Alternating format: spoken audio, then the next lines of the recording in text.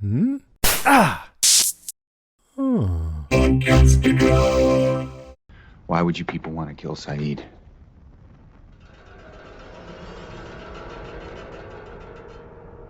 We believe he has been 미살했대 있단다로. Closest translation is claimed. Claimed? By what? There is a darkness growing in him. And once it reaches his heart, everything your friend once was will be gone.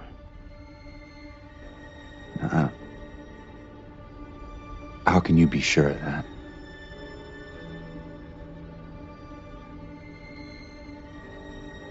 Because it happened to your sister.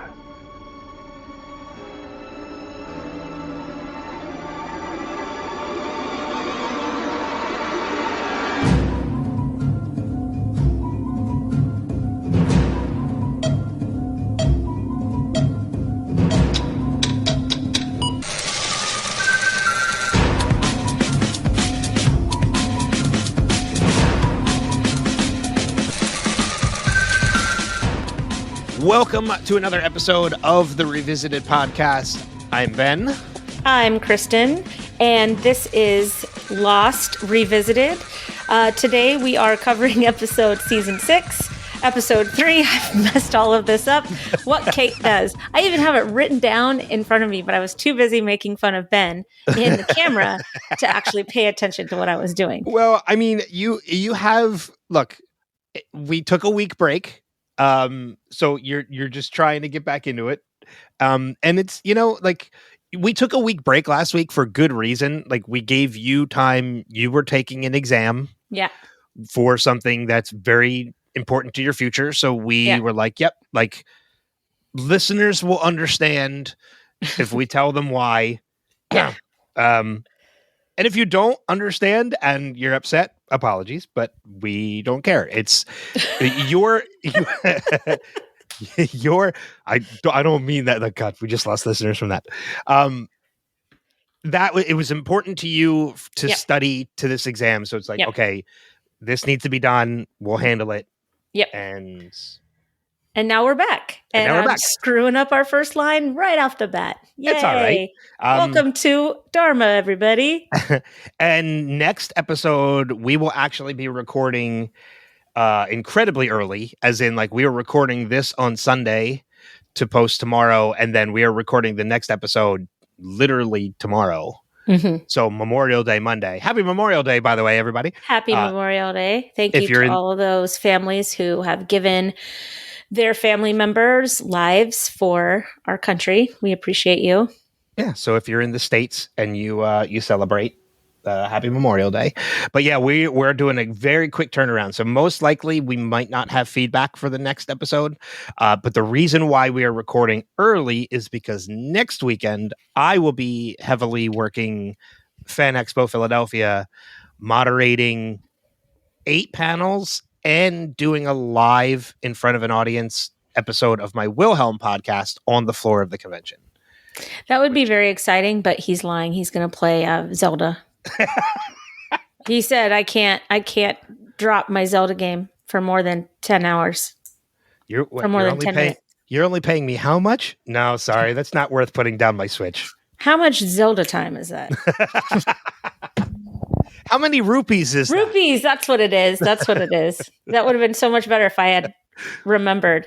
Yeah. But I played Hogwarts Legacy. How many galleons is that?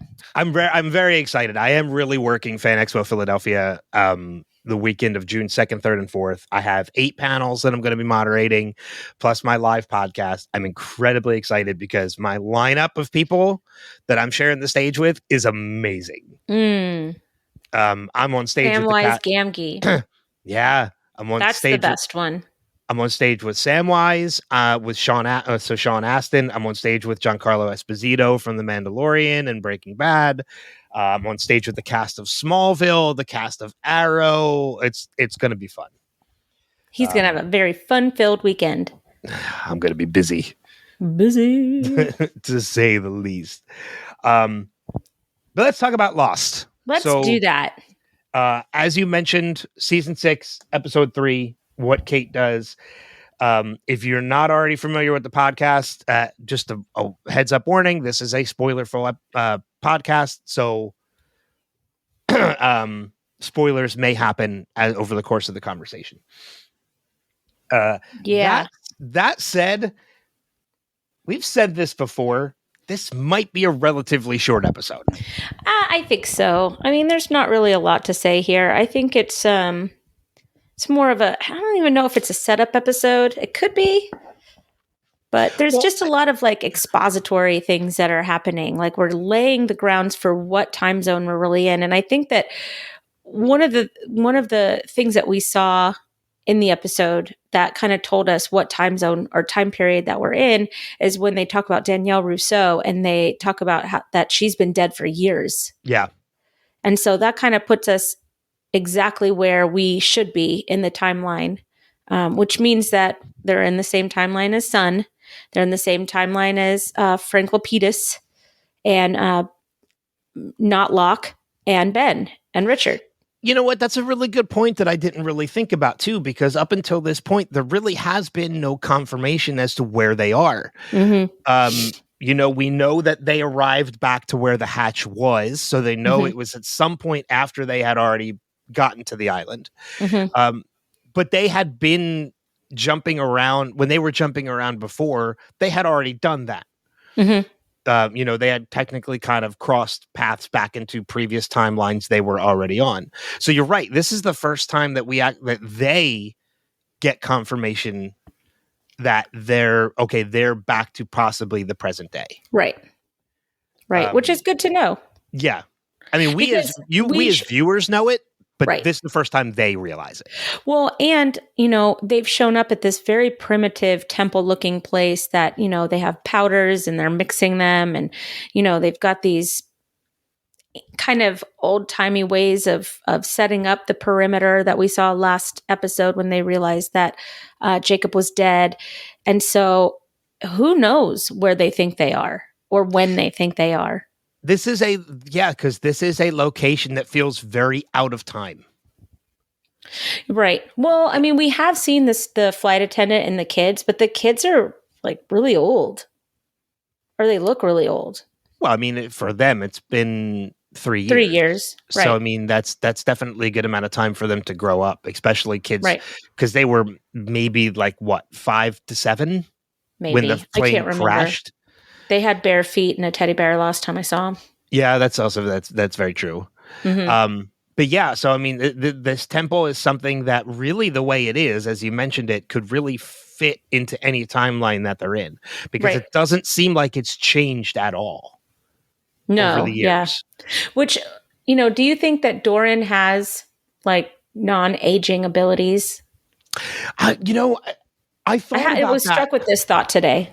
Yeah, I actually thought about that this episode as well, because when Jack and him are having the conversation and he asks him how did you get here? And he's like, I was brought to the island, same as you.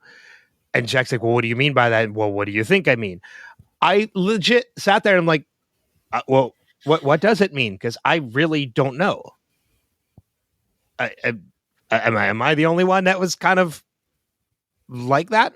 Well, yeah, especially when, there are people why did Echo's brother... I'm sorry, for anybody that's not watching the video and is listening to that, the reason for that pause was because Kristin turned around to make sure her device did not hear her say that name.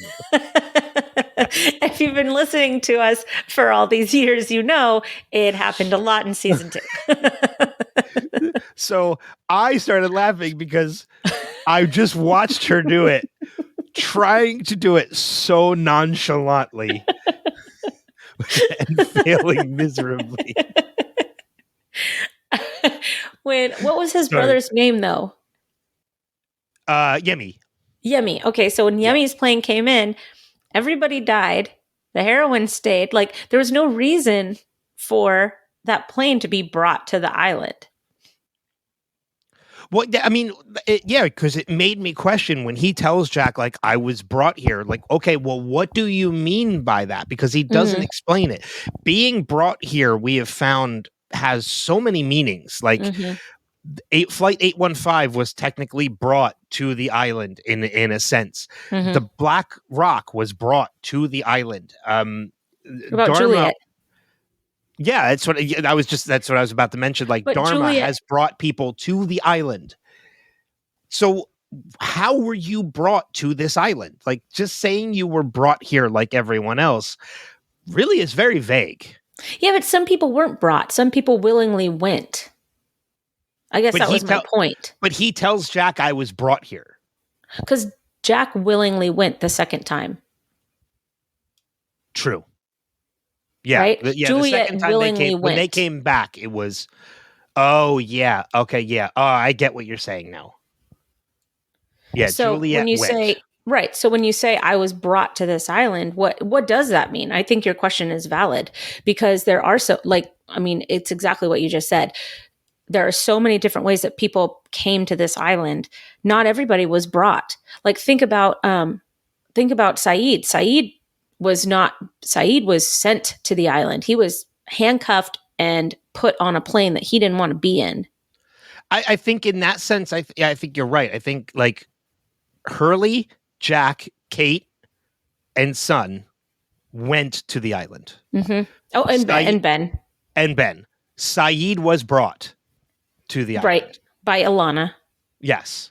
So you're right. Who willingly went to the island. There is a distinct difference between being brought and going to the island. Right.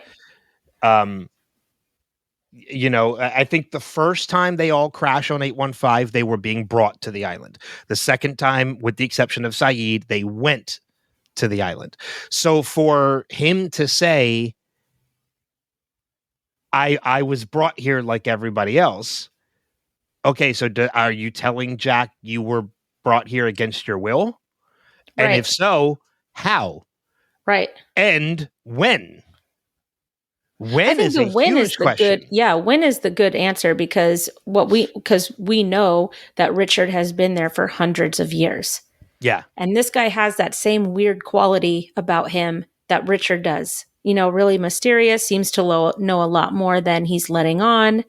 Knows the secrets of the island without really admitting that. Like Ben likes everybody to know that he knows everything about the island. He wants everybody to know that. Richard and Doran are two totally different kinds of leaders. Yes. You know what I mean? I would almost question at the same time, too, purely because of his fashion sense, if Lennon is the same as Doran. Because he is Doran's right-hand man. He's very much set in the 70s, yeah. Yes. And 60s and 70s. The same way that Richard is basically the right-hand man of Jacob, or was the right-hand man of Jacob because Jacob's gone now. Like Lennon seems to be the right-hand man of Doran.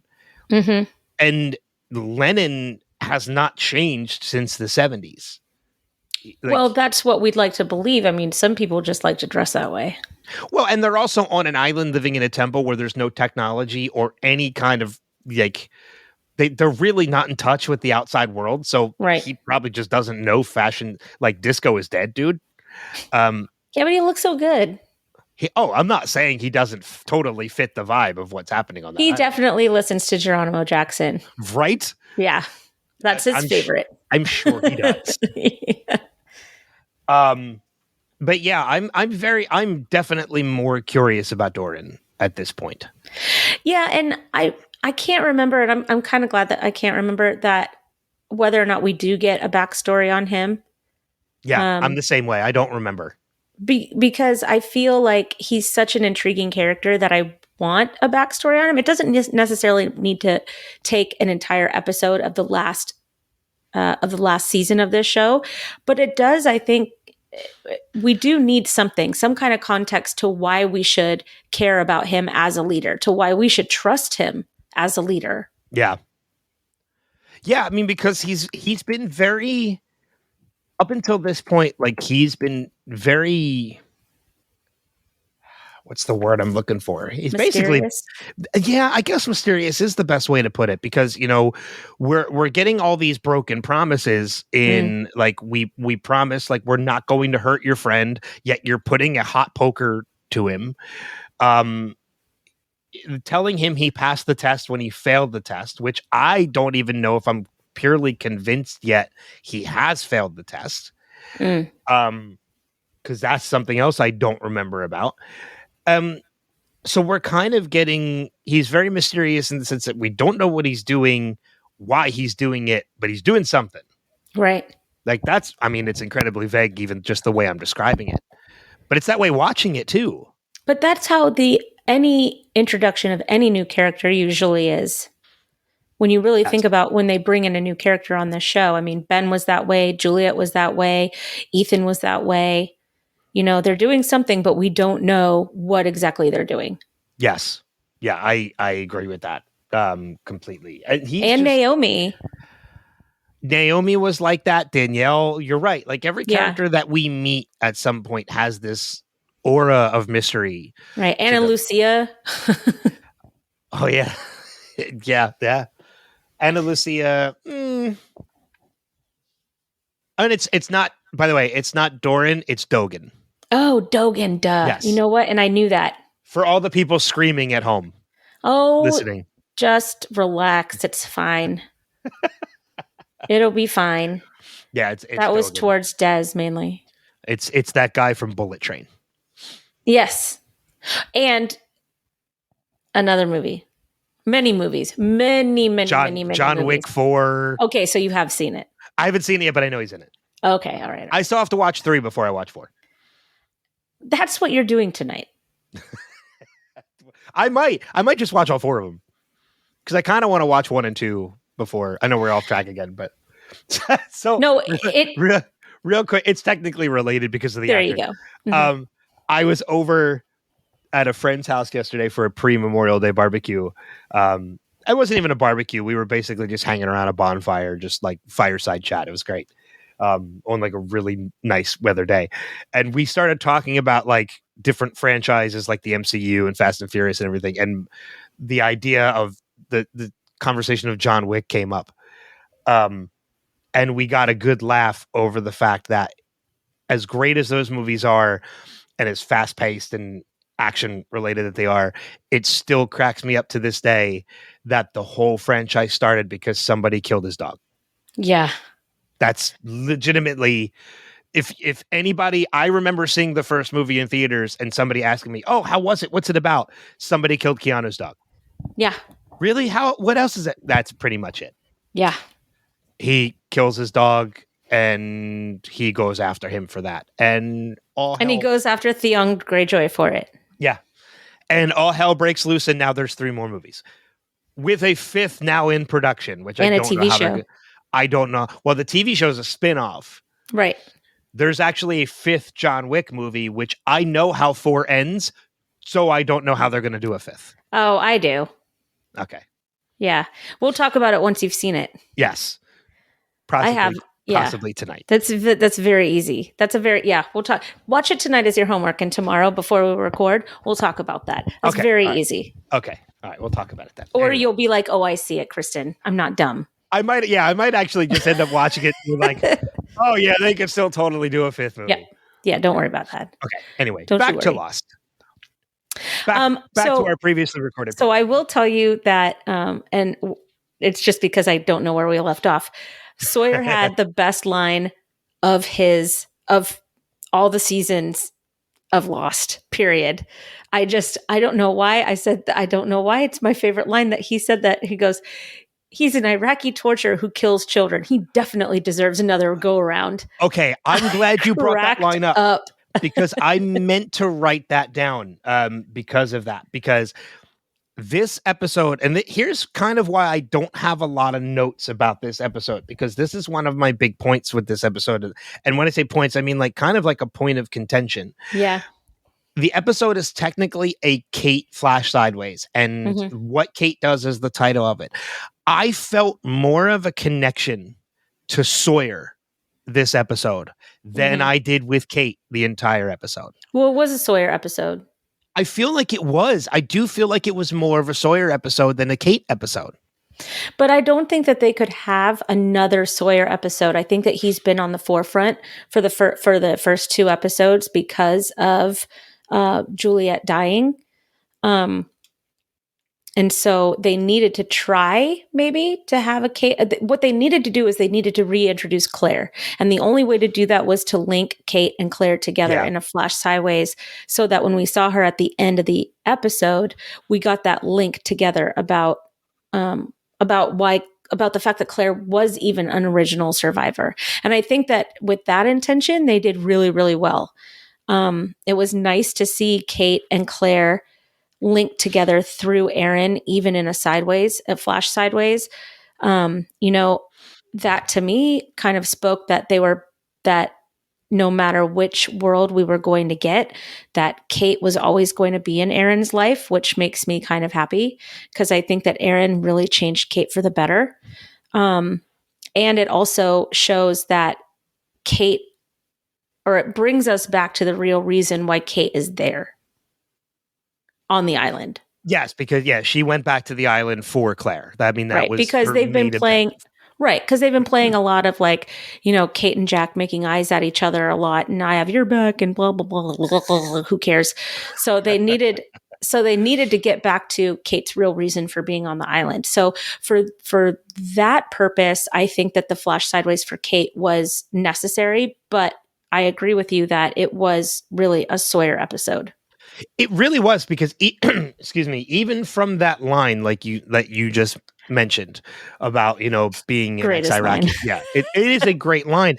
But see, I didn't laugh at it. I actually took that as in, okay, he is incredibly bitter at this point that Sayid is getting a second chance while Juliet isn't. Right. No, I know. I get that. That's why I was laughing. It's a morbid laugh. I understand, but to me, it was his best line yet, because it was just so true. Oh, there was so much truth to that. And it made me very okay with the fact that he got tortured himself. That Sayid got tortured. Yeah. I kind of felt. We'll get back to Sawyer in a second. I felt almost like this was a little out of character for Sayid. And I think it was done intentionally. I absolutely think it was done intentionally, that whatever this infection is that he has is kind of changing him as a person. Because Sayid, to me, in this sense, felt so much weaker than he's ever been.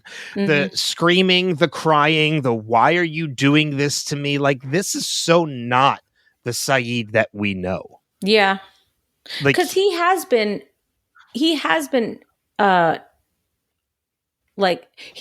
detained before, and he has been beaten up before, and it never bothers him. So you're right about that. I didn't click that together. And not long ago either. At the end of last season, when he was being held by the Dharma Initiative, like in the cell and everything, and they were punching him, trying to get information out of him. Like, he's always been a much stronger person, but whatever this is that's affecting him is making him definitely weaker. Like, weaker in will. Because he's crying, like you said, he's saying, like, "Why are you doing this to me?" This is so out of character for Sayid, but I think it is done intentionally. Yeah, I can see that. That's a really good observation there. I did like his Han Solo moment when he goes, "They didn't even ask me any questions." I totally missed that. I missed that. Like, Hurley comes up like he's Chewbacca, Yeah, I do see a little bit. This is kind of going back into the Sawyer element, but Sayid is tied into this, and Jack is tied into this too. We're definitely seeing at this point a little bit of character regression for each of these characters. Sayid is regressing into like a childlike state because of this infection, where he's not able to. His will is not as strong. Sawyer is absolutely regressing into Sawyer of old, and he has a rightful reason because of that. Like, he just lost not only the woman that he loved, but the woman that changed him into the person that he was. Yep. You know, we're seeing it, like the person that was keeping him under control, the woman that legitimately tamed the beast, is gone. Yeah. And it's bringing out this wild emotionality in him. And like, we're seeing him regress, like when he's pointing the gun at everybody saying, I don't give a damn about what you do to anybody else. Right. This is season 1 Sawyer. Right. Yes. He's absolutely. there for himself. 100%. Yeah. But it's not until he gets back to the cabin and he sees the little treasure, like the little time capsule that they put in that cabin, which I thought was beautiful, by the way. Yeah. The fact that they did that kind of means they kind of knew at some point this might come to an end. I think they always knew that they were playing with house money. Yeah. Yeah. They were playing. Yeah. That's a good way to put it, is playing with the house, is playing with house money. And it's not until he comes to that realization that, like, nobody else is to blame for this but me. I forced her to stay here when she wanted to leave. I should have gone with her. Like, this is my fault.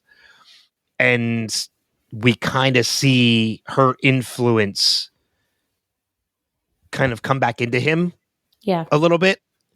We're going to find out he still regressed a little bit, but it's not. She still almost, in a sense, has kind of tamed him again. Just in memory, has tamed him again. Grief makes you do wild things. You just never know how anybody's going to handle grief, right? And I think that this was a really good illustration of that with Sawyer. You know, he's without Juliet. He goes right for what he's comfortable with. He goes for Jack, right? Then he goes home, and then he has to say goodbye to her in his own way. So he takes the ring he was going to give her and he chucks it in the ocean. You know, like, he's trying to find some sort of closure for a very abrupt end to what he thought was his future. And so that's heartbreaking. That's heartbreaking to watch. And man, Josh Holloway just nails it in this episode. He was so good. Absolutely. And I'm just now realizing too that probably was not a time capsule. That was just where he hid the ring.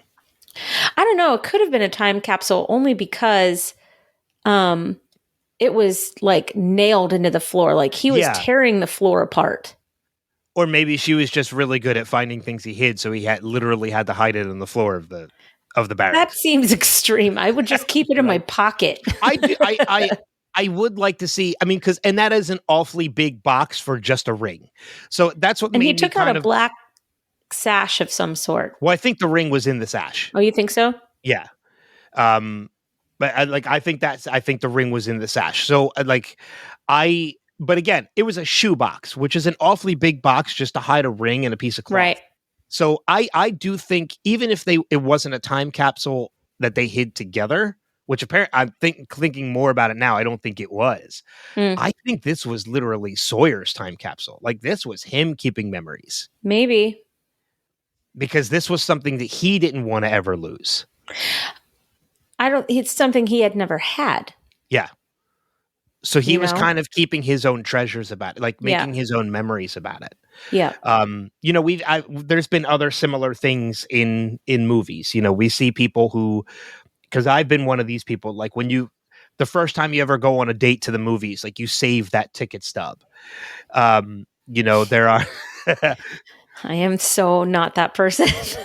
not everybody is, like, not everybody does that. But, you know, if you've ever seen the movie With Honors with Joe Pesci and Brendan Fraser, Joe Pesci's character, every time he comes to a point in his life where he wants to remember it, he picks up a rock and he keeps those rocks in a pouch. So every time he wants to remember something, he takes that rock out. And when he rubs that rock, he remembers that moment where he took the rock from. Did he write down the event on the rock? I mean, how does no, they're different. Like, they're the different colors and shapes and everything. So he just has that memory. It's connected to that rock. So when he my memory rock, sucks. I'd be like, I got a bag of rocks. I lost my marbles. Yeah. You hear it shaking? Those are all of my memories. I don't know what they are, but apparently I like them. They're in this bag because they're not in my head. Um, but yeah, I mean, I wouldn't put it past Sawyer to have been keeping his own memory box. Yeah, that's cute. Because he was a very different person because of Juliet. So that the old Sawyer would have never done that. I don't know. The old Sawyer kept that letter that he wanted to give to the man that killed his father. Yeah, that is also true. And I think remembering that now, I think that adds more credence to the fact that he was keeping a box of memories. Yeah. It makes sense. The ring was in there. Yeah. So seeing that regression in Sawyer was heartbreaking, watching this too. But another character I think we see kind of regress a little bit, and I don't necessarily think it's in a bad way, is Jack. Oh, Jack. I'm not going to play the sound clip because I don't think it fits. Seeing the conversation with him and Dogen about the pill and confronting him like, okay, what's in it? I'm not giving him this. What's in it? It won't harm him. And Jack really testing the waters and willing to put himself at risk, which is something he has never done before, by swallowing that pill. Knowing, okay, if there's really nothing wrong with this, I'll be fine. But if there isn't, be like, I believe there is. I'm really putting myself in harm's way here just to prove a point. I don't think we've ever seen that side of Jack before. I also don't think that the pill was poison. I don't remember what the pill. Yeah, right. I know. I don't either. Yeah. But that whole thing was actually like, I understand what you're saying. And I think that it's Jack. Jack is struggling with this new role that he has made for himself. The man of faith instead of the man of science. And when he's really brought to the test to be that man of faith and not the man of science, he fails that test. And he goes back to Dogen and he's like, no, I don't know what's in it. The science part of him comes in and he's like, yeah. I'm not telling anybody to do this. I don't care who you are. You haven't told me who you are. Like, he is trying so hard to be this person that he thinks he needs to be on the island, where he just kind of like, lets events unfold, and he's deferring leadership to Hurley, and he's going, he's trying to figure out why they're even there. But then when he's really, really tested and Dogen says, you're going to have to trust me, give this to your friend. He has to take it willingly, and he's not going to do that with me. Jack fails that test. So I don't know. I think he's trying to change, but I think that he still has some ways to go. No, I agree. I agree with you. And that's kind of where the character regression comes in for Jack, is you're right. But he's going back to that man of science. Like, I almost expected him when he's holding that pill talking to Dogen, I almost expected him to say, like, is this FDA cleared? Or FDA approved? Do you think that he's actually regressing, or do you think that he's just hitting a wall in his own evolvement? I think it could be a little bit of both. You know what I mean? Like, yeah. I don't think he's regressing at all. I think that he is struggling with how to be the better person that he's really trying to be. Like Sawyer went through that already. And unfortunately, we kind of missed the 3 years of that finalization of him really evolving into James LaFleur, right?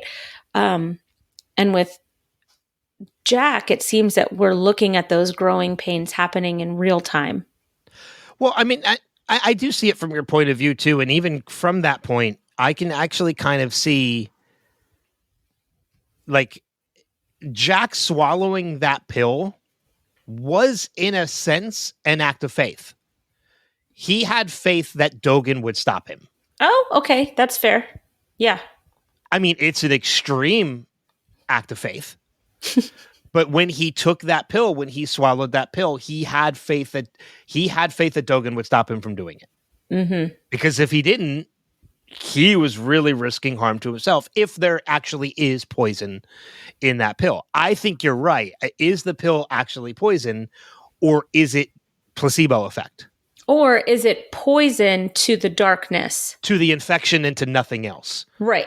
Like, it would have done nothing to Jack. Right. So then let him take the pill. Yeah, because then why would Dogan have stopped him and Heimlicked him to get the pill out? Yeah. If it wouldn't have caused Jack any harm, why not let Jack swallow the pill? To realize there's nothing wrong with the pill, so that he gives Saeed the pill. Maybe it's all of his ingredients. It's maybe he doesn't have any more ingredients. It's kind of like when a child doesn't want to take cough syrup, so the parent takes a spoonful just to show their kid it's okay, and then the kid is willing to do it. Like, okay, if that was not going to cause any harm to Jack, then let Jack swallow the pill, so that Jack sees there's nothing wrong with it, and he gives Saeed a pill. That really makes me miss the pink amoxicillin that you give to kids. So delicious. So delicious. That's exactly what I had in my mind when I was doing that too. I don't want to take it. Fine, I'll take it. Here, you want it? Good. Me too. It was very chalky, but still it tasted so good. It actually tasted pretty good. Tastes like childhood. Between that and the little cups of fluoride they used to give you in school. Oh my god, yeah. Like once a week they would come by with like those little cups of like an ounce of fluoride. Can you imagine if that was done today in the public schools? Oh my gosh. God. Oh no. Just thinking about it makes me tired. Join us for another trip down memory lane. Yeah. Oh, yay. Well, they put fluoride in the water now so that you don't have to do that. Wait, what did Leslie Knope and Tom Haverford call it? Oh, shoot. They called it like... Tea-dazzle. Tea-dazzle. And then it wasn't tea-dazzle. It was just flow. It was like... Yep. Tom Haverford. Hey, guess who won that plain blue t-shirt? Hey, yes, never win anything. No way. Oh, okay. So let's move on to where Kate and Jin go on a little nature walk with Aldo. First of all, Aldo sucks. Okay. Like I want to talk about Aldo for a second. Okay, good. Because all I have for notes is Aldo sucks. And then later I said Aldo still sucks. Okay. So for those of you that don't know, the actor that plays Aldo, it's Rob McElhenney from Always Sunny in Philadelphia. That's Mac from Always Sunny in Philadelphia. I have a very loose connection to Rob McElhenney being in Lost. Yeah. So I don't think I told this story because we have seen him before. He does talk about it. Like I think it was back in season 3, when he's guarding. It's the scene where Kate, Sawyer, and Alex go to rescue Alex's boyfriend when he's under the hypnosis and everything. Mm-hmm. The building that he's in, Aldo was the guard, and Kate knocks him out. He doesn't have any lines in that episode. Like, he's literally just a man at a door.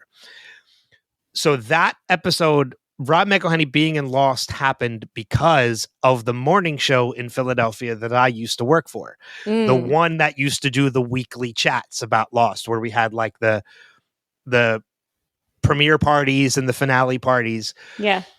Rob is friends of that show because of Always Sunny in Philadelphia. I've actually been in a couple episodes of Always Sunny in Philadelphia. So I've met Rob before. I've worked with Rob. Like, he's a great dude. So the show that I used to work for, so because we did all this Lost stuff, the show became friends with J.J. Abrams. Rob had always mentioned in conversations he loved Lost, would love a cameo if he could do it. So the morning show that I worked for actually made the connection between JJ and Rob McElhenney. Oh. So the show Preston and Steve is the reason why Rob McElhenney got to be that cameo in season 3 of Lost. That's cool. So they brought him back for this episode to give him lines this time. And the lines that they gave him, he's a dick. He is a dick. He's a big dick. Yeah. When he gets shot, I was not sad. I was sad about the other guy because he seemed like he was reasonable. Justin, I think his name is. Maybe. Yeah, I can't remember exactly. Hold on. I have it here. Justin. Yeah, it's Justin. Okay. I also think that Jin is not going to be able to walk very well for a while. Not with a bear trap around his foot. Not with it off either. That foot is done for a while. Yeah, but the Put it island in will the hear him healing relatively waters. quickly. Oh yeah, I In the forgot. healing water. Put Yeah, it in the dirty healing waters. Looks like you'll get sepsis immediately. yeah, yeah. Especially after Saeed was just lying in there with an open wound. Yummy. But yeah, Aldo, it was great for me seeing Rob McElhenney again because I totally forgot he comes back. Yeah. He will never be back again No, because he was killed by Claire. that's not going to heal very quickly. No. He did. Yeah. Yeah. So it was, but you're right. Like he is a dick. I mean, I really can't think of any other way of putting it. No, yeah, it's no redeeming qualities. He is in total disregard. Like even Justin says, like, you can't shoot him. He might potentially be, and he's like, oh, potentially might be. Like he is a candidate. Jin is a candidate. You cannot. These people kill are a not to be harmed. Right. They are protected. And Aldo what was he does going not to care. say? But what was going to happen when he returned, having killed one of them, and Justin didn't back him up? Like what happened? You know what I mean? Aldo like, was in trouble either way. You're smoke monster bait at that point. Yeah. Notlock is going to kill you. Notlock. I like that. It's like Matlock, but not Notlock. Notlock. Yeah, I mean Aldo was the Radzinski of the others. Oh, well, we always need one, don't we? Right? Yeah. Always needs one. But he's already dead, so we don't have a Radzinski anymore. Yeah. So now we have the new Radzinski. Well, we don't anymore. That was it. That's what I said. We had the new Radzinski. Now he's gone. Now he's gone. Well, you know, we gotta get those trivial in what word am I looking for? Not inconsistencies. In who cares? Let's just move on. What's the word? Inconveniences. Got it. Nailed it. Inconceivable. Inconceivable. Ugh. You keep using that word. I do not think it means what you think. I do not think it means what you think it means. It's like, what's the word? Who cares? What do you call him? What do you call him? What do you call him?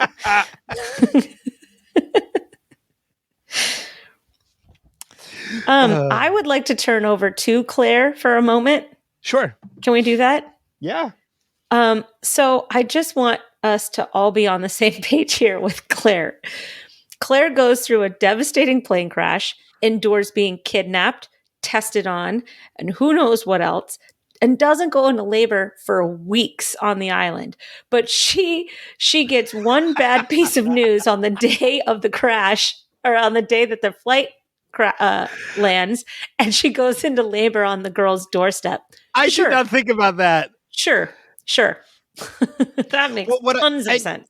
But what I like too about this whole thing with Claire is the contrast in the relationship between her and Ethan this time. Because Ethan on the island is a major stress for Claire. Yeah. He's the one performing all these tests. It becomes very stressful. She's under she's under extreme circumstances. But in the flash sideways, Ethan is still the doctor performing all these tests, but it's a comfort this time around.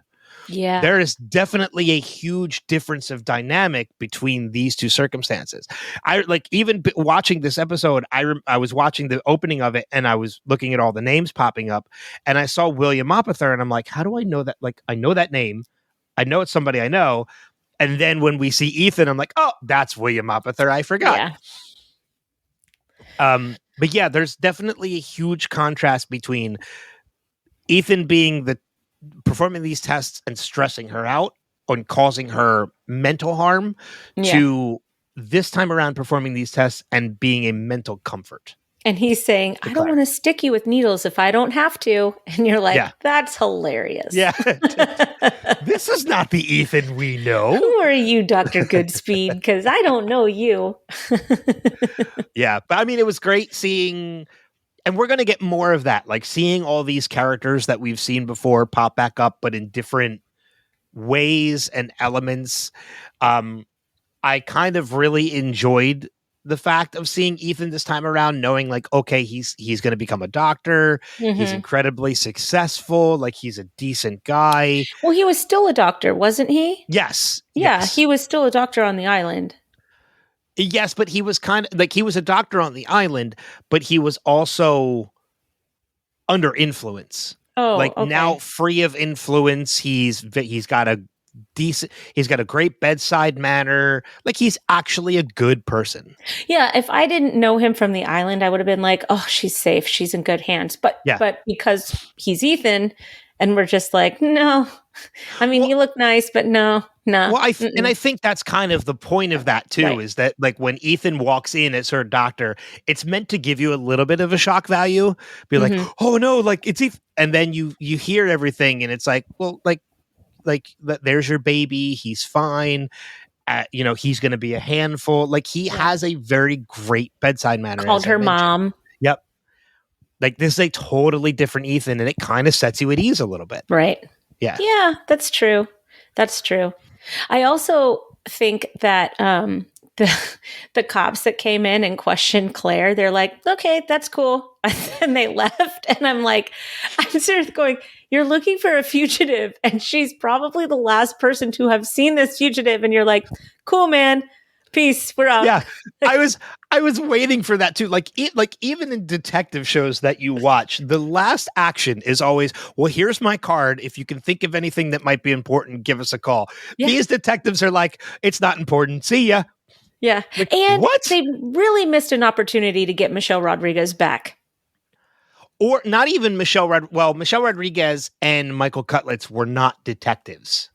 They were patrol officers. Yeah, but it was a detective and a patrol officer with the detective. That's true. So I was just thinking it would have been fun to have seen Ana Lucia just be there. Well, we are going to see Ana Lucia this season. I know, but I'm just saying it was a missed opportunity. Just let me do my thing, okay? But I'm just saying, I think the only reason why we didn't see Ana Lucia is because they already had plans for Ana Lucia. Oh, okay, that's fair. That's fair.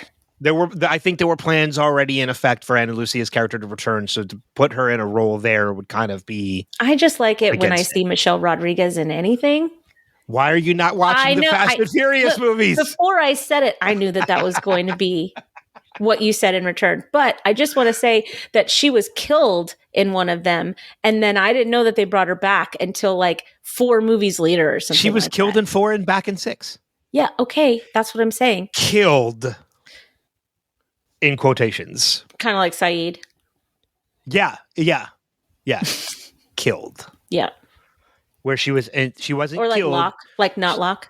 She was blown away from the explosion and had amnesia. Oh gosh, I mean it's like a soap opera with cars, man. It's just that's what makes it so great. Oh, shut up! You know what? We're getting off track again. Oh, when we get off track talking about Parks and Rec, it's fine. But when we get off track talking about Fast and Furious, we're getting off track. We gotta get back on track. Because I don't like the points you're making. Because the points you're making are ridiculous. Let's move on. They are ridiculous, I say. Ridiculous. Ridiculous, I say. What are you, like a British podcaster now? I wish. Oh, that would be so great. I would talk all the time if I was British.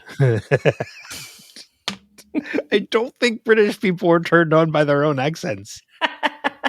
No, I said I would talk all the time. Like, I would just love my accent. I'd be like, oh, I'm so proper and wonderful. You tea and biscuits, scones and curd. The Queen.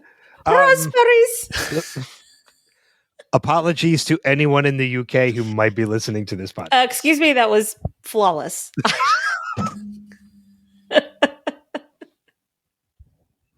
I do not apologize. That was flawless. I need a second. Oh. Sorry. I apologize. No, it wasn't even I apologize. Like, what are you talking about? That was flawless.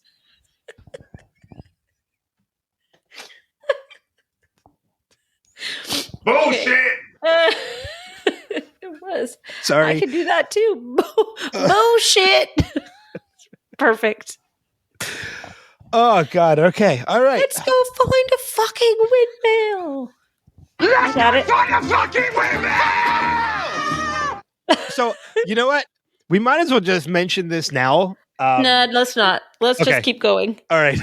I knew what you were gonna do. Let's just keep going. All right. Okay. We'll keep going. I think I might be done on my notes. I know. I felt, hang on. Oh, no. I did want to talk about one more thing. Okay.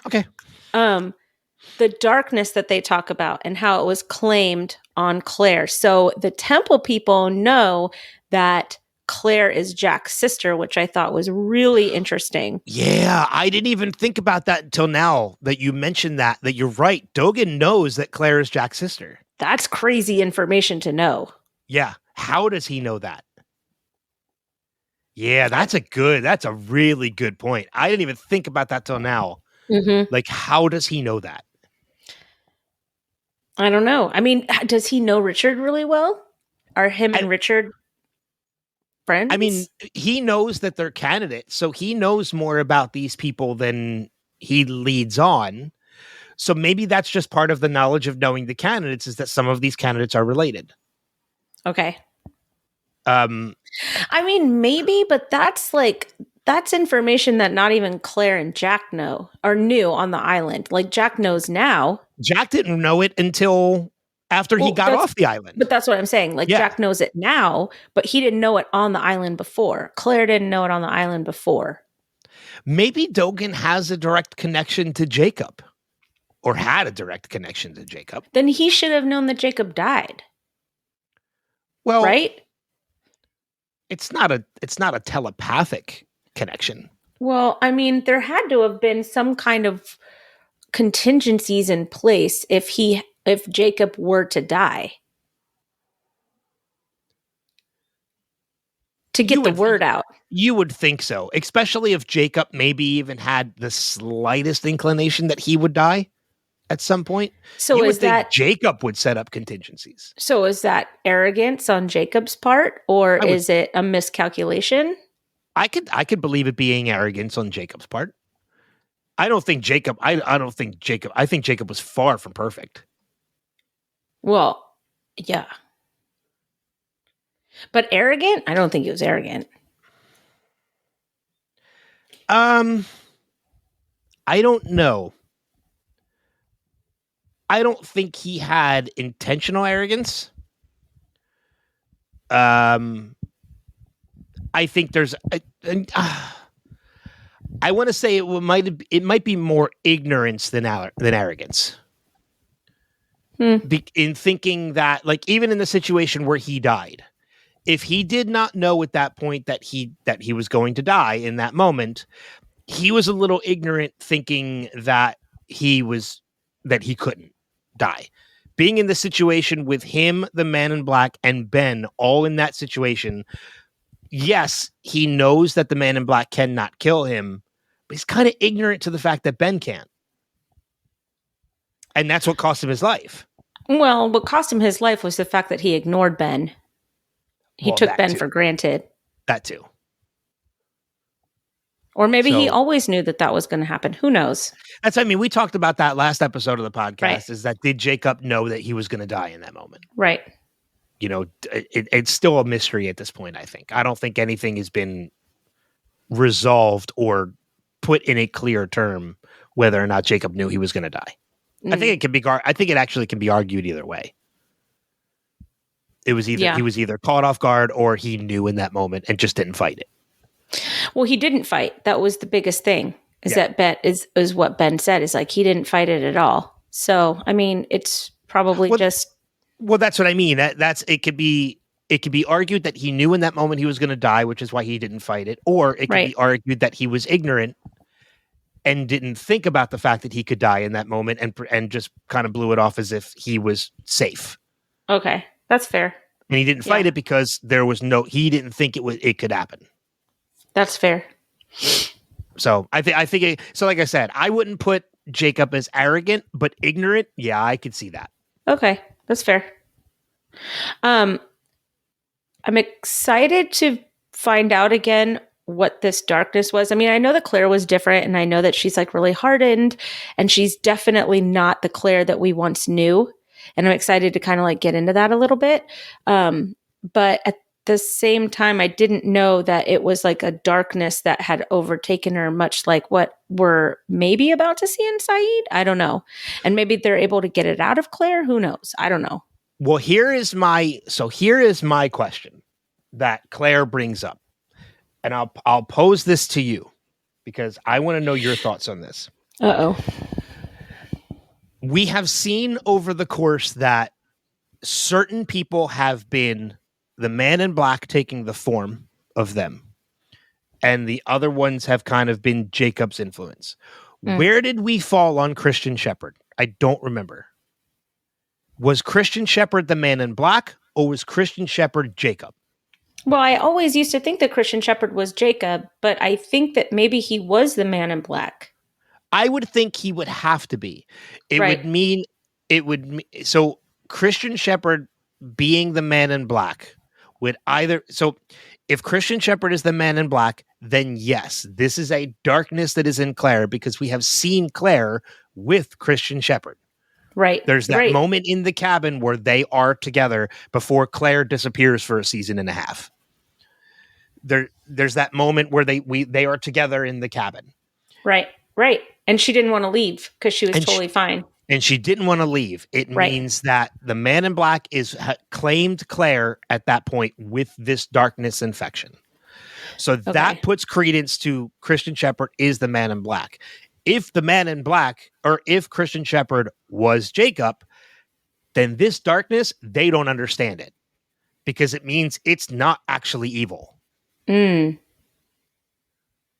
Because it would really add more mystery to whatever this infection is. Right. And the reason why Claire is because Jacob is a power of good. Right. So then why is Claire becoming this way if she was with Jacob? I think... So I just looked up the sickness on Lostpedia.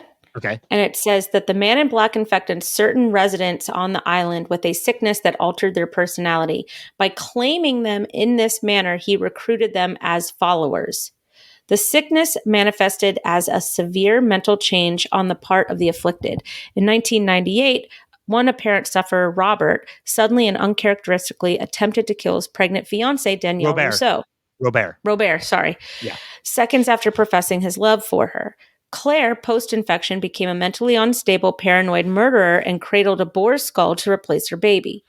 Jungle hermit Danielle acted similarly, exhibiting what appeared to be similar paranoid delusions, though she claimed to be the only expedition member to escape the sickness. Danielle personally killed all other members of her expedition, and other characters wrote her off as insane. Saeed, after his infection, do you want me to read on? Yeah, that's fine.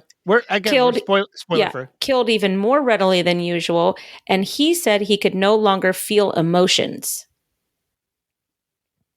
So individuals appeared to be infected on the temple grounds. Saeed was at the temple spring, and members of the expedition were dragged into the tunnels within the boundary of the temple. Claire's manner of infection was not shared, but it is a possibility that infection can only occur at the temple. Okay.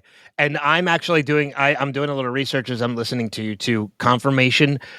Following the crash of Oceanic 815, the man in black took on the appearance of Christian. Okay. And began appearing to many of the survivors. So that puts to bed the argument as to who was taking the form of Christian. It was the man in black the entire time. So every time he appeared to Jack, appeared to Kate or Claire, it was the man in black. Which makes a lot of sense because Jacob was still alive. Like he couldn't take the form of other people because he was still in his physical form. Right.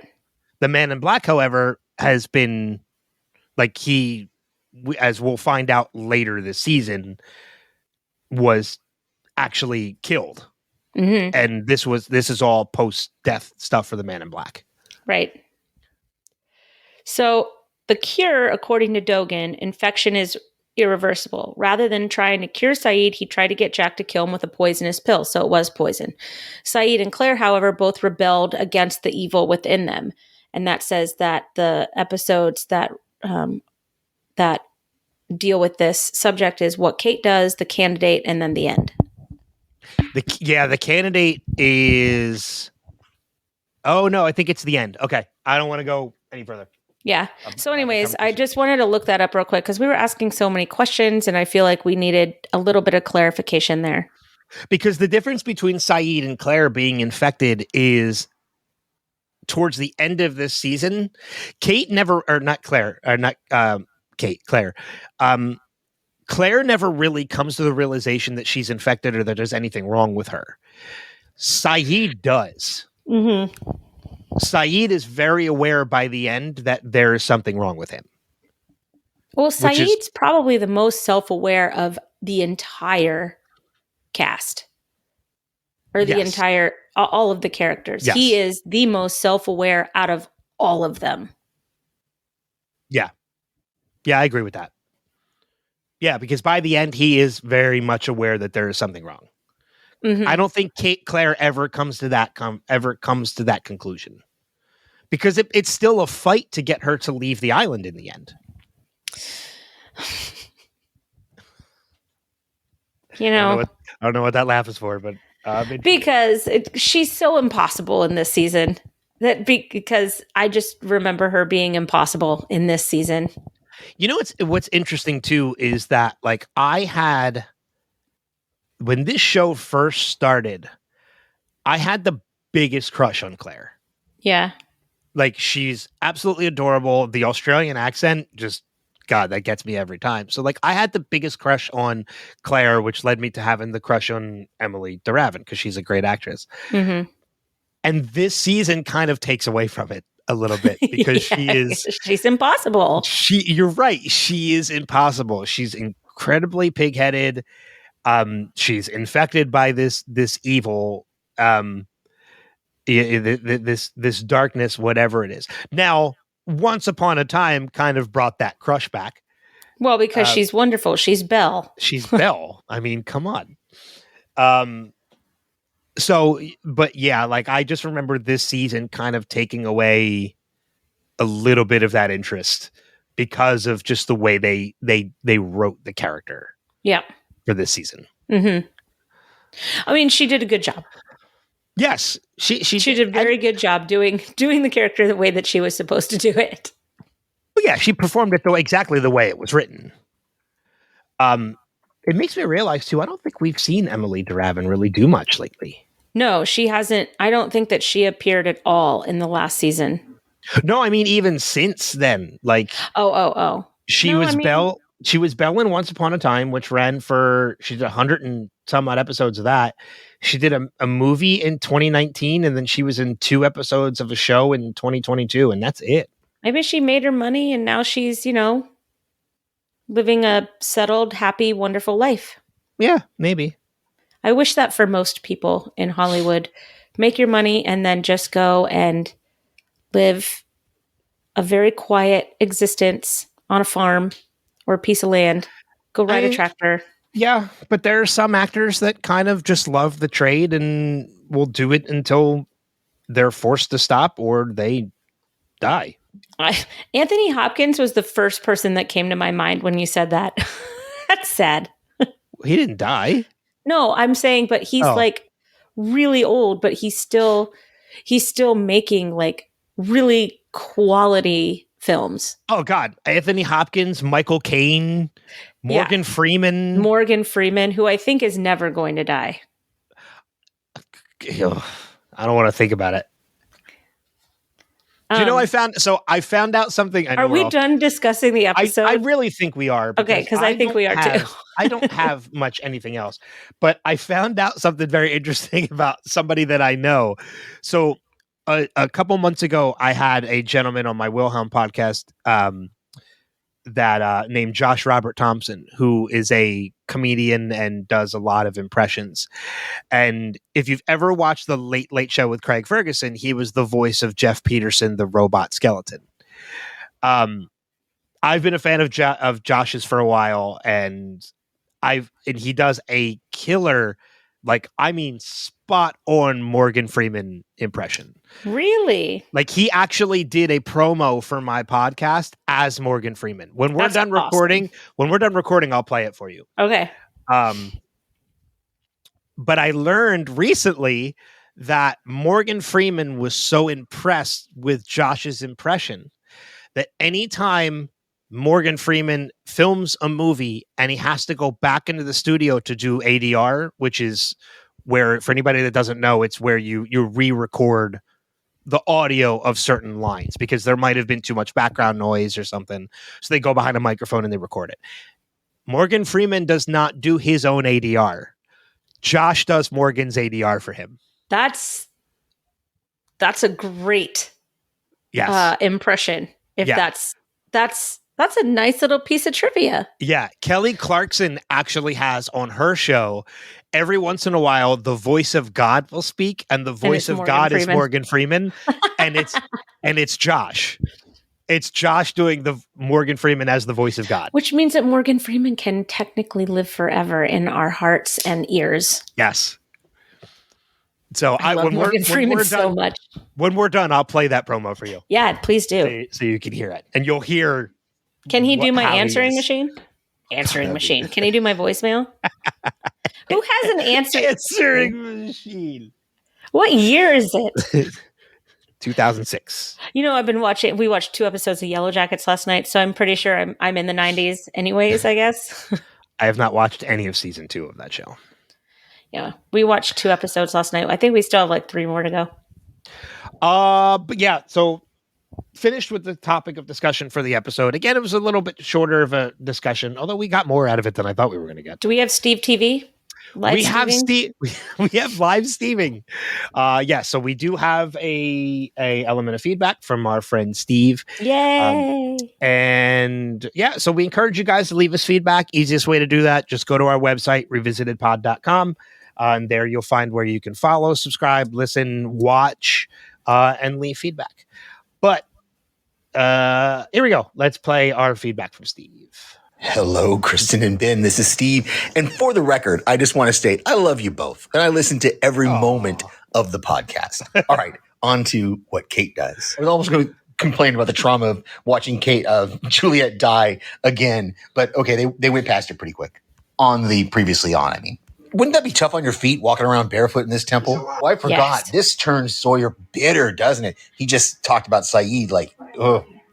Ernst with the Midnight Cowboy. I'm walking here. Kate is doing a lot. She's now holding Claire hostage. He just dropped Claire off on the street corner. Miles and Hurley. As you can see, Hugo here has assumed the leadership position. That's right. It's an others thing. They're all barefoot, aren't they? That was just the cold open. I'll try to stay brief. I love this actor that Kate has just met. His name has escaped me. He was on New Girl. He was in Walking Dead. Oh, yeah. Rick Grimes ripped his throat out with his teeth. Right. What is this guy? What did you say his name is? Drago doing to Saeed? Electroshock. Okay, so that guy was the guard that Kate knocked out when they escaped 3 years ago. Gotcha. Oh, that had to be painful for Jack to admit that people got hurt helping him and he's been to blame. And gosh, maybe does he? I guess he does sort of redeem himself this season, doesn't he? Remember anything about this couple and with Claire's baby and what's going to happen to her. I don't get it. He came all this way to come back to his and Juliet's house. He digs up this box and then he's just going to walk away from it. Ethan, whoa. Oh, I'm getting choked up. Josh Holloway is such a good actor. This scene with him and Kate. Oh, I just don't want to be alone. Wow. Oh, that's what was in the box. The ring he was going to give her. Oh, his name is Dogan. Hey, that's the episode of Walking Dead that guy who cameoed and was unclaimed, right? The whole claimers thing. And now Saeed's been claimed. Uh-oh. So Claire's been claimed. Oh, Claire, this is going to get good. That's it. I love all the how many times can you say claimed in 30 seconds? Go. I just like that he started that by saying he loved us. Well, I love Steve, so that works out very perfectly. Yes, I agree with you completely. Yeah. And I look forward to his voicemails every week. I really do. They're just like this nice little ray of sunshine. They make me happy. I laugh a lot. Oh, Dogan. Drogon. Drogon. He's a dragon. Yeah, he's a dragon. But Sorry. thank you, Steve, of course, Yes, for thank another you, great Steve. feedback and for the love. Like, we appreciate it. Yes, I appreciate it very much so. So I appreciate again, it more than Ben does. hey. It's not true. Could be. We appreciate it equally. You know what I say? Bullshit. Let's go find some fucking windmills. Well, that's fucking mental. It's the Roy Kent Show, everybody. The Roy Kent Show. So again, revisitedpod.com is where you can go to find ways to leave us feedback, which we encourage you to do. Recommendations for this week. I lost track because we took that week break. I think it's mine, but I have one. I have one, but you go. No, I know what yours is, so go ahead and do it. No, it's not that. It's something different. Oh, well, we'll both do one this week. It's a shorter episode. All right. I wanted to recommend, we've been watching a lot of it lately, and I loved it so much more than I really thought that I would. And that's The Bad Batch.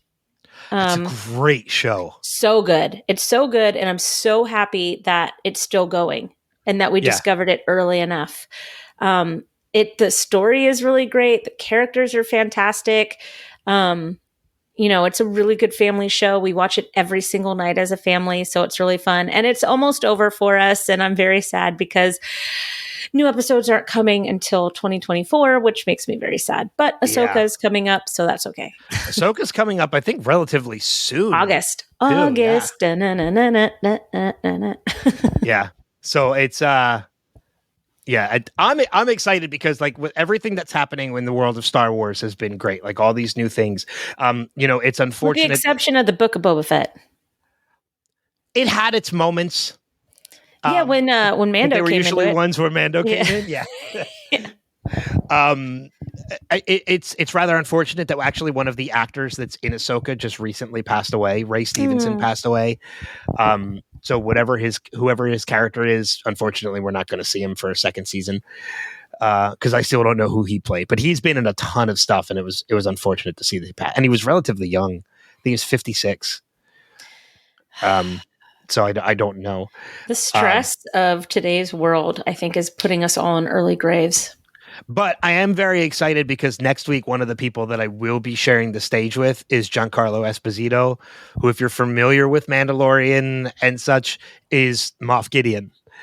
And I already know, like, I'm starting that panel by telling him this, that man has he just has a presence. Mm-hmm. He does. Him. Like,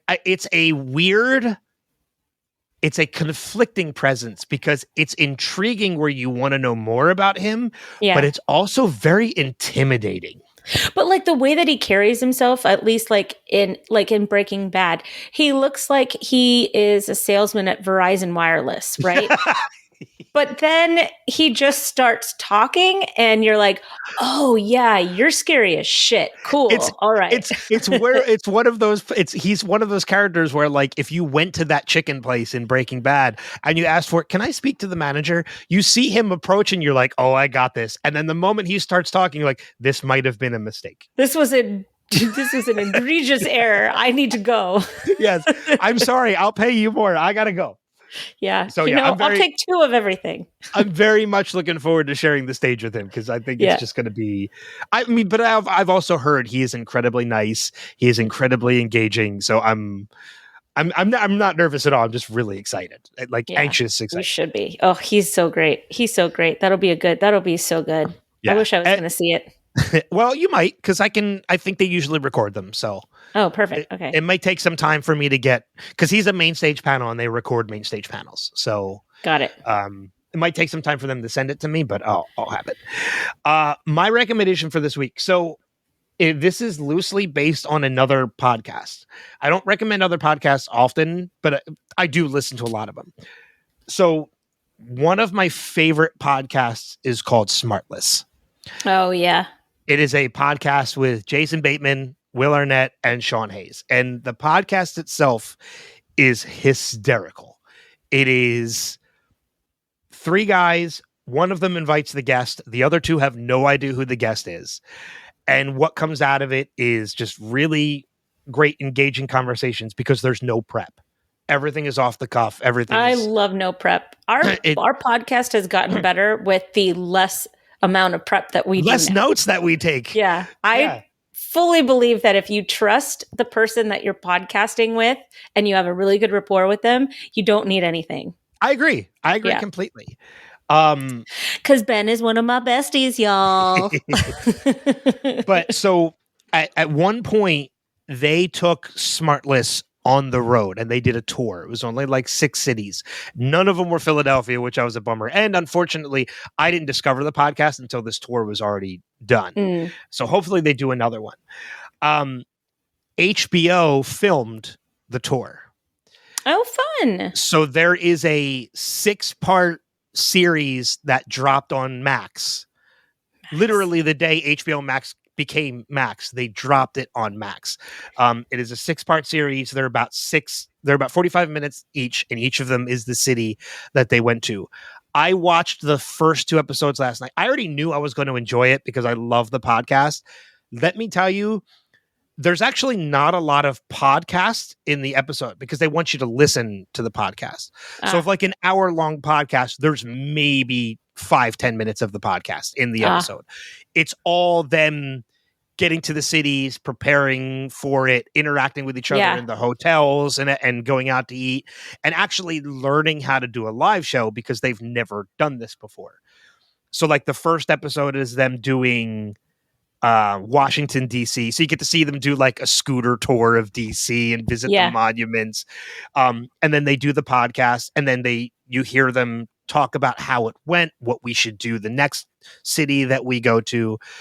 And then the second city is Boston, where they did 2 shows, where their first guest was Conan O'Brien, and it went great. And then the second episode, which was a 9:00 show, was an MIT scientist. And you can see they show it in the documentary. There are people literally getting up and leaving because they were not interested in this guy at all. Oh, no. But it was Bateman's guest, and he really wanted it intellectual. And you can hear them talking about it, like, how did it go? What was it? And Bateman says, like, I really wanted it intellectual. And Will Arnett's like, well, like, they weren't as into it because they're not a comedian. We should have had Conan for the 9:00 show and did this guy at the early show. So it's them actually learning how to do all this as they go, which is great seeing 3 veteran actors like this actually learn something new as they're going. But at the same time, the interaction between the 3 of these, I'm telling you, Kristin, there were points I could not breathe. Yeah. Because I was laughing that hard.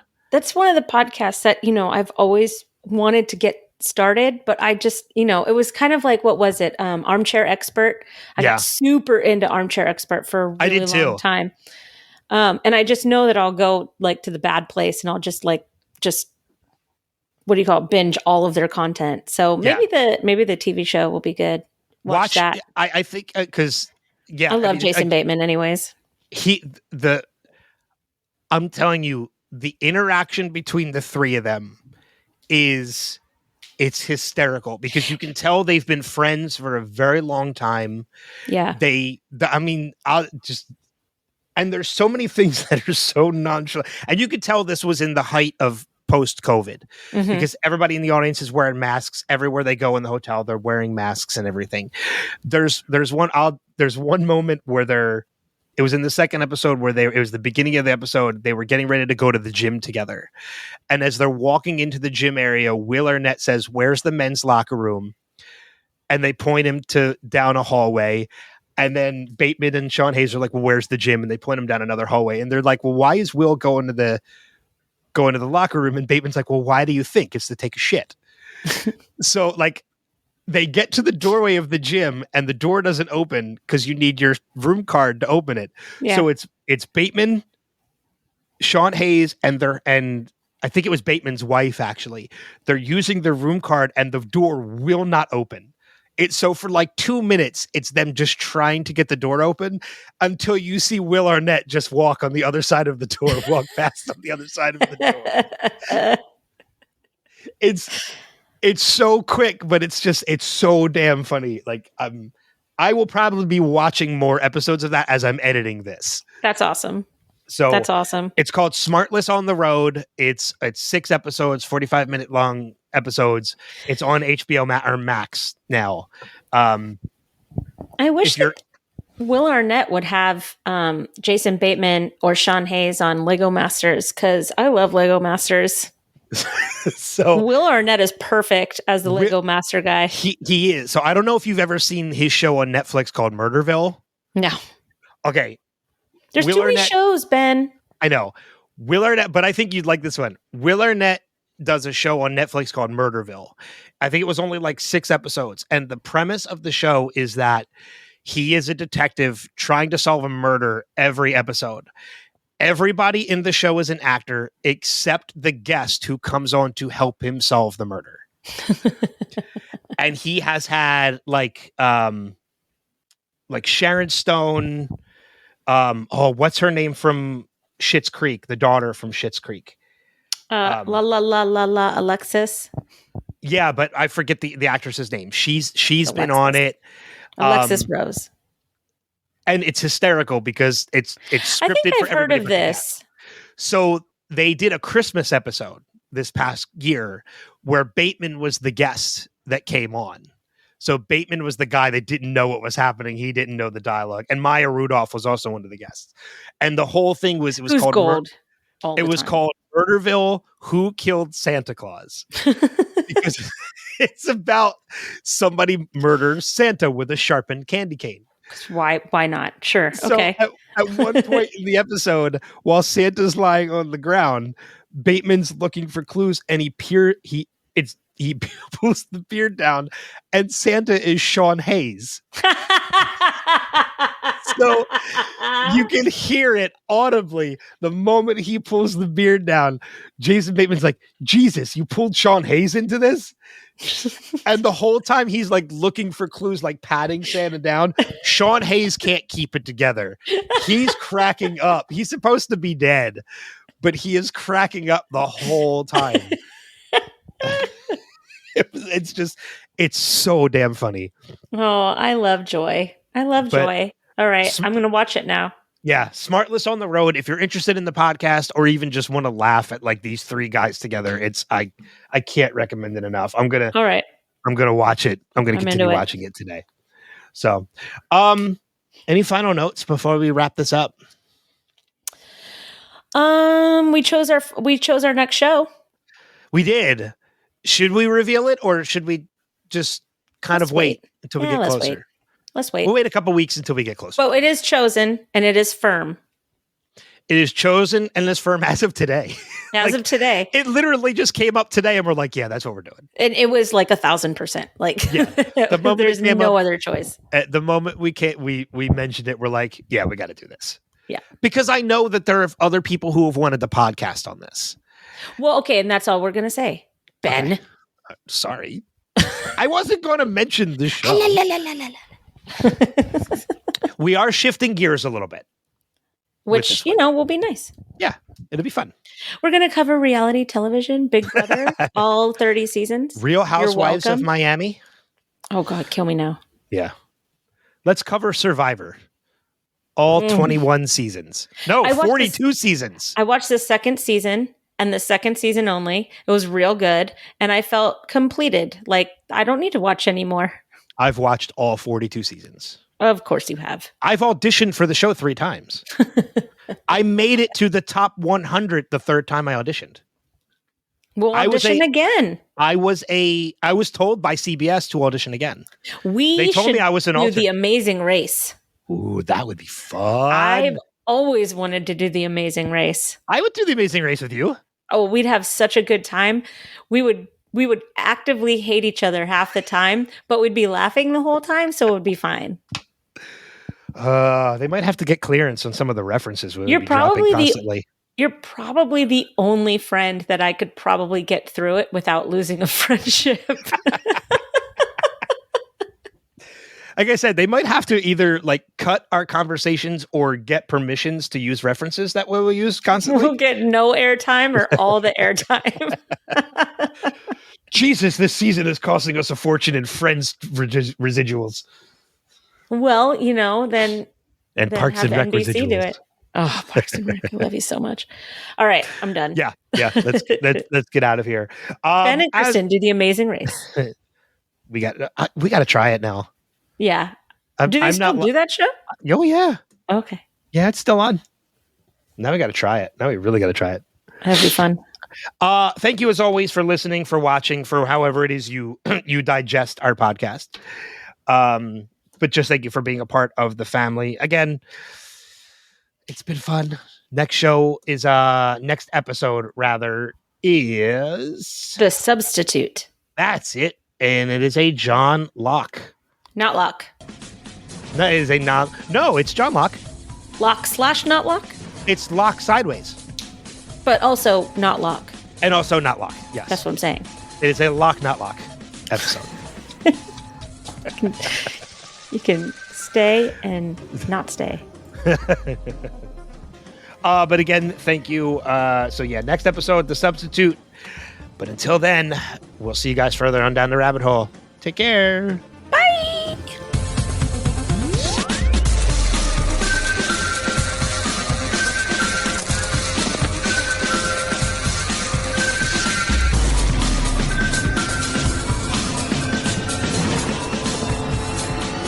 We have to go back, Kate.